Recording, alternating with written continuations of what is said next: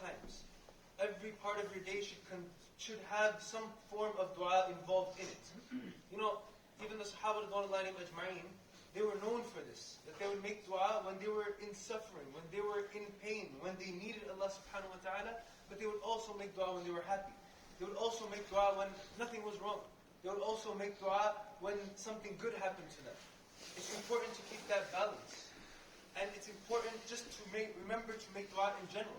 You know, on the topic of dua, Allah subhanahu wa ta'ala mentions dua in the Quran so many times that if we were to sit here and talk about just the ayahs of dua, we would sit here all day. Just let me give you some examples. One very famous one. وَقَالَ رَبُّكُمْ اُدْعُونِي أَسْتَجِبْ لَكُمْ. This is a very famous ayah. That your Lord says, pray to me, ask me, and I will reply. أَسْتَجِبْ لَكُمْ. And Allah subhanahu wa ta'ala is not one to break His promise, right?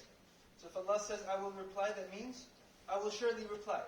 You know, Rasulullah sallallahu alaihi wasallam said that a person, when he makes dua, his dua can be accepted in one of three ways. Number one, he gets what he asked for. Number two, something bad, something harmful is going to happen to him, was written in his taqdeer, and Allah subhanahu wa ta'ala would erase that. For example, he was supposed to get in a car accident, Allah subhanahu wa ta'ala will get rid of that. No more car accident. Right? And the last way is on the Day of Judgment, he will receive that dua will be accepted in the form of rewards. And Rasulullah sallallahu alaihi wasallam said, if a person knew how much rewards he would obtain from those du'as that are accepted on the Day of Judgment, then he would have wished that none of his du'as were accepted. And this is why it's important when we're making dua, never to despair. You know, don't think that, I have been making dua for so long, and Allah subhanahu wa ta'ala does not accept my dua. We'll get back to that in a second. Let's look through some more ayahs of Quran. There's an ayah Allah subhanahu wa ta'ala says, "Ud'u rabbakum tadarru'an wa khufyatan innahu la yuhibbul mu'tadin." Pray to your Lord, ask from your Lord, tadarru'an, with humility, wa khufyatan, and in secret. With humility, right? With your head down, begging Allah subhanahu wa ta'ala. And it's important to make yourself feel like a child. You know, when a child asks from their dad, and the dad says no, like, no please. Like, no please, right? You just keep asking. This is how we should be in front of Allah subhanahu wa ta'ala. Ask Him, continuously ask Him, keep asking Him.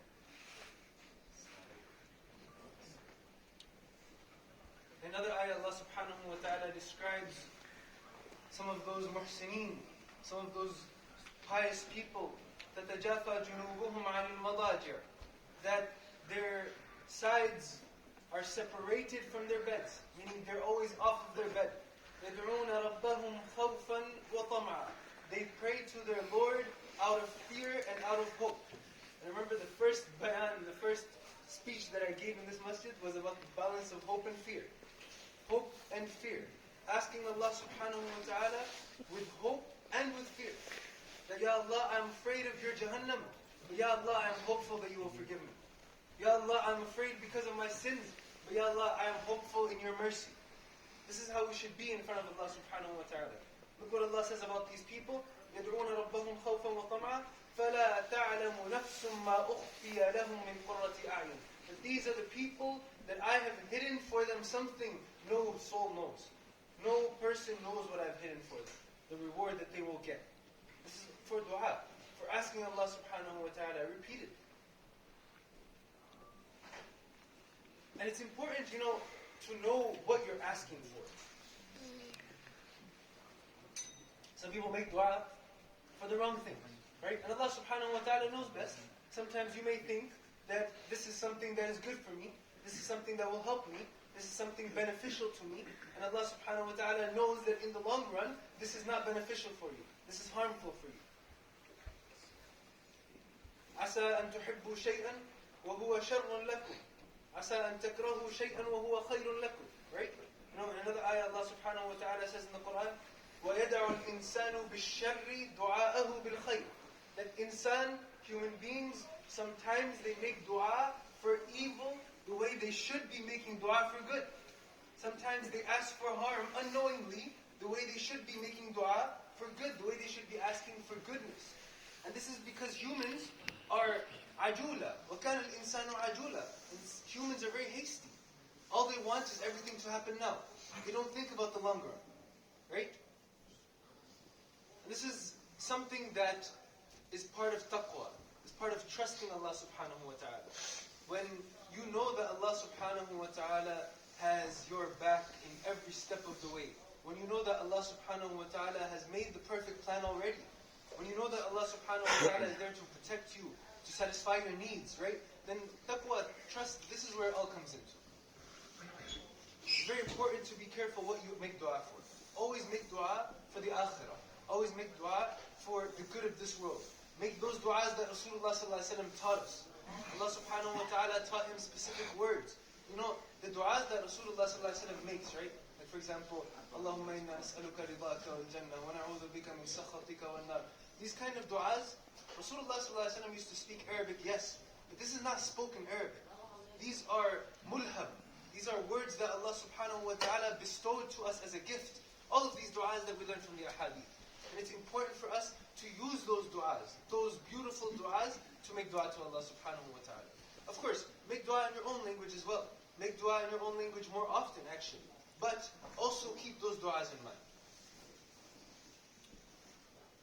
There's a hadith narrated in Dar al-Qutni, narrated by Al-Muttalib radiallahu anhu. He says that Rasulullah sallallahu alayhi wa sallam said, As-salatu mathna mathna. Praying, salah, is two parts. Two parts. Part number one, أن تشهد في كل ركعتين. That you do your tashahhud between every two rak'ahs, your normal salah, right? Part number two, وتبأس وتمسكن وتقنع بيدك. And humbly, تبأس, humbly, and calmly, تمسكن, calmly, and with dignity, raise your hands to Allah subhanahu wa ta'ala and ask Him for your needs. This is the second part of prayer. وَتَقُولُ اللَّهُمَّ اللَّهُمَّ. And you say, Ya Allah, Ya Allah, you call out to your Lord. This is part of salah. فَمَنْ لَمْ يَفْعَلْ ذَلِكَ فَهِيَ خِدَاجٌ. The person who does not do this, his prayer, his salah is deficient. His worship is deficient. So you pray your 5 times salah, but you don't ever ask Allah subhanahu wa ta'ala. You don't ever make dua to Allah subhanahu wa ta'ala. Why is it sunnah to make dua after salah every day? Every salah, why is it sunnah to make dua? Because otherwise we would never make dua. It is to encourage us. It is to put dua into our lives. To make it a consistent part of our lives. After every salah, remember to make dua to Allah subhanahu wa ta'ala. Look at this hadith. Rasulullah sallallahu alayhi wa sallam is saying that one part of salah is salah. The other part of salah is your dua. If you don't make dua, begging Allah subhanahu wa ta'ala, lifting your hands, asking Allah subhanahu wa ta'ala, your entire worship is missing something. It's incomplete.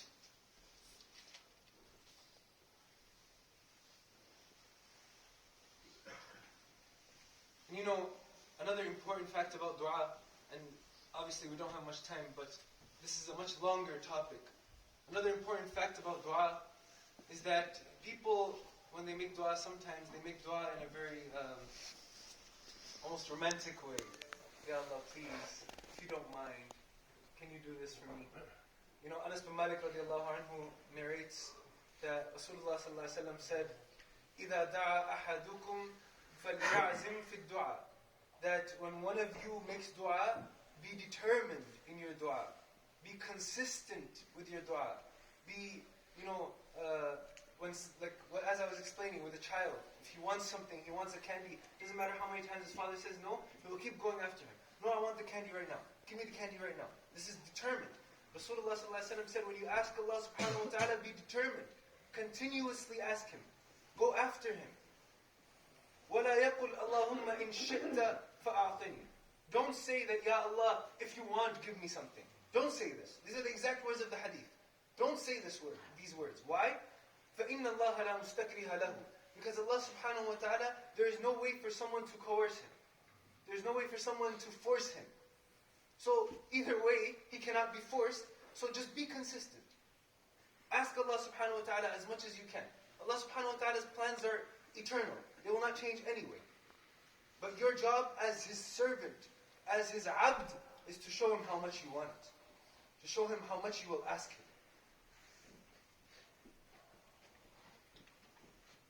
If you ever don't know what to make dua for, then make dua for me. No, I'm just kidding. Make dua for your family. Make dua for your friends. Make dua for others. And seriously, I know a lot of times, even when we go to Umrah, and I take groups with me, sometimes someone will go in front of the Kaaba, he'll say, I don't know what to say. SubhanAllah, right? I'm at a loss for words. So I always tell them in that moment, okay, you don't know what to make dua for yourself? Make dua for everyone else. Make dua for your family. You definitely know someone who needs a dua. Once, Abdullah ibn Safwan radiallahu anhu, I believe he went to Darda radiallahu anha's house. He had an intention to do Hajj. And Abdullah ibn Safwan radiallahu anhu is married to Abu Darda and Darda radiallahu anhuma's daughter.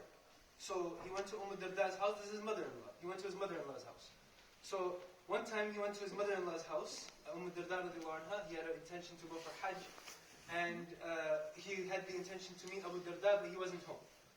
So he went inside and she asked him, you have an intention to go for Hajj? And he said, yes. She said, فَدْعُ اللَّهَ لَنَا بِخَيْرٍ. Make dua to Allah subhanahu wa ta'ala for us, for something good. فَإِنِّي سَمِعْتُ النَّبِيَّ صلى الله عليه وسلم يقول, I heard Rasulullah صلى الله عليه وسلم saying,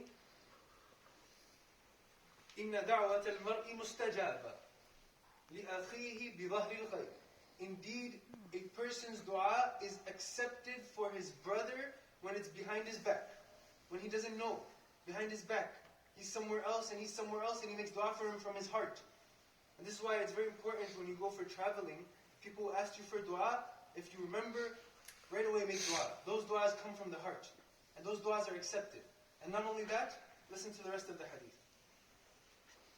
عِنْدَ رَأْسِهِ مَلَكٌ. There is an angel at his head. يُؤَمِّنُ عَلَى دُعَائِهِ. He keeps saying Ameen to all of his du'as. كُلَّمَا دَعَى لَهُ بِخَيْرٍ. Every time he makes dua for his brother, for something good, قَالَ الْمَلَكُ. The angel says, Ameen وَلَكَ بِمِثْلٍ. Ameen, and you as well. So, it's a win-win situation. Not only are you making dua for your brother, but whatever dua you're making, you're getting that dua in return. So if you don't know what to make dua for, make dua for your brother. Make dua for your Muslim brother. And this is written in Ibn Majah. And interestingly, Abdullah ibn Safwan radiallahu anhu mentions that after I left my mother-in-law's house, Darda radiallahu anha, I passed by the store and I saw Abu Darda radiallahu anhu, and I told him the same thing, I'm going for Hajj, and he told me the exact same hadith. So it was very common amongst the Sahaba that when someone would go for traveling, they would tell them, make dua for me. And this is why it's important. Make dua for each other.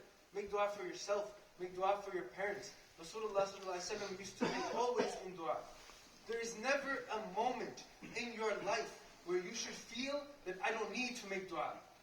There's never a moment where you should feel I'm too pious, or I did good today, I don't have to make dua, or nothing's wrong with my life, alhamdulillah, I don't have to make any dua. Never. There should never be a moment like that. The best of mankind was who? Sayyidul Mursaleen, Muhammadun Rasulullah sallallahu alaihi wasallam, and he made dua more than anyone. So if he was making dua, we have no right. May Allah subhanahu wa ta'ala make us of those people who always make dua. You know the ayah that I recited in the beginning. قُلْ مَا يَعْبَأُ بِكُمْ رَبِّي. And I'll end with this inshaAllah. قُلْ مَا يَعْبَأُ بِكُمْ رَبِّي لَوْلَا دُعَاؤُكُمْ فَقَدْ كَذَّبْتُمْ فَسَوْفَ يَكُونُ لِزَامًا. My Lord would not care about you if it was not for your du'as. Meaning, if it was not the fact that you call out to your Lord, that you supplicate to Allah subhanahu wa ta'ala, He would have no care for you. May Allah subhanahu wa ta'ala not make us of those people whom He does not care about. May Allah subhanahu wa ta'ala allow us to raise our hands to Him on a daily basis, always asking Him for everything. May Allah subhanahu wa ta'ala guide us to as-sirat al-mustaqim. أقول قولي هذا وأستغفر الله لي ولكم ولسائر المسلمين والمسلمات وآخر دعوانا الحمد لله رب العالمين.